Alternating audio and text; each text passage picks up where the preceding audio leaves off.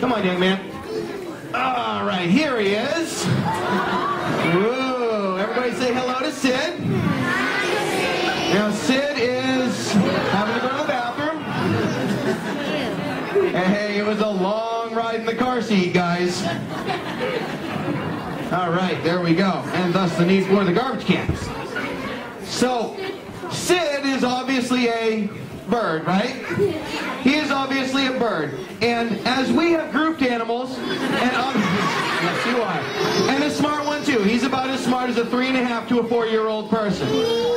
And so, as we, over time, have discovered different species of plants and animals, and we try to group them together based on what is related to other things so that we can understand. Like, I look across the audience, and I can divide you guys into lots of groups, like boys and girls, or, you know, those under 10 and those over 10, or you guys have blonde hair, and you guys have brown hair, you guys have blue eyes, and you guys have green eyes. I can use all these different things that I can see about you to divide you into groups. And we have relied, as people, on things that we can see or understand like that for hundreds of years in order to group and understand things around us. Well, recently, scientists have been able to look beyond the things that we can see with our eyes, and we have been able to look at things, a part of animals and even us, at a molecular level called DNA. And DNA has proven that these guys here are actually surviving dinosaurs.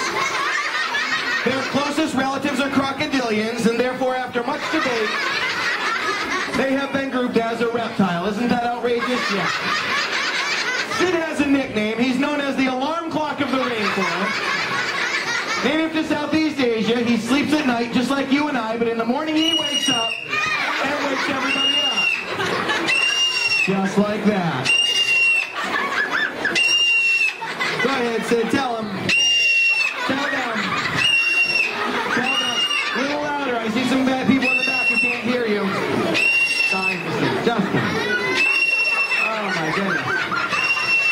What do you guys think of that? He is very loud. Okay, Sid, that's enough, young man. That's enough. Very quiet now so I can talk again. Thank you. So we don't know. We don't know everything about... Was that fun? We don't know everything about Sid's story. We know that he's approximately 16 years old.